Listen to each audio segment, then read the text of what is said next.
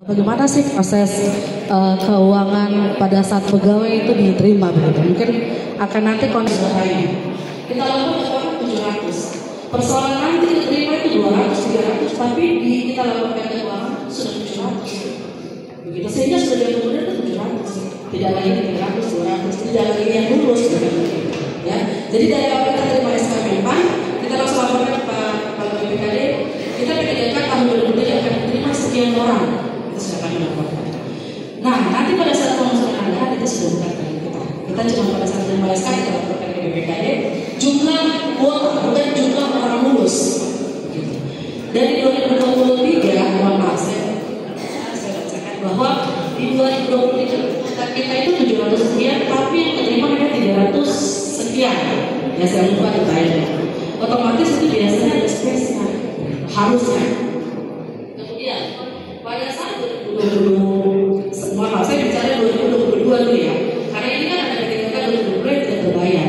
Harusnya pada saat penetapan 2023, mereka yang status 2022 itu harusnya sudah terakomodir pada saat 2024. Ya, tidak lagi tidak terakomodir, harusnya sudah terakomodir di 2024. Nah, kemudian ketika nanti ada penambahan, karena saya penambahan 2024 itu di bulan Agustus. Ya, saya lupa ya. Ketika penambahan itu menerima SK itu 2024 bulan Agustus. Otomatis Agustus Bapak Ibu akan menerimanya di September. Ya, secara terang gitu ya, September. Pada saat penerimaan IPA 2024, Dinas harusnya melihat kalau di 2024 IPA untuk anggaran gaji sama tidak dengan 2023. Kalau itu ada perbedaan, sebenarnya Dinas harus berhubungan dengan Kepala BPKD. Mohon maaf, tidak ada nanti 2024 harus sama. Kami pun pengurangan anggaran sangat besar-besaran. Saya mengerti akhirnya termasuk Kepala BPKD.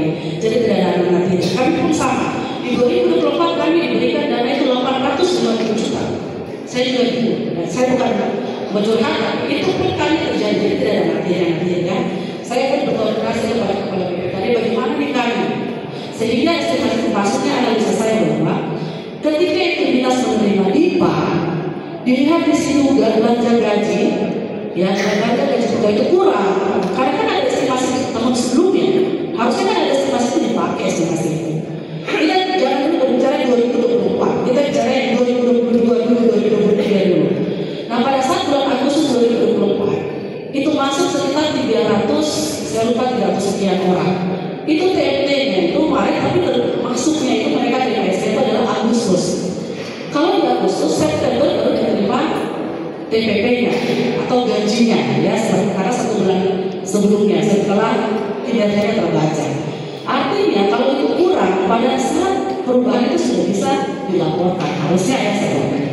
Tapi nanti kita lihat pembahasannya apakah di 2024 waktu pendidikan mengajukan belanja gaji pegawai, apakah itu sudah sesuai dengan estimasi tahun sebelumnya atau tidak. Sehingga kita bisa dapat estimasi 2024 sisa anggaran berapa yang diperlukan untuk membayarkan seperti itu. Supaya tadi ada sisa selisih anggaran itu sudah selisih anggaran uang bayar gaji pegawai atau selisih anggaran karena kelebihan bayar atau kurang bayar di tahun sebelumnya gitu. Ya nanti dari dinas bisa menjelaskan. Tapi kalau dari proses, bagaimana sih proses untuk penggajian para pegawai yang baru diterima?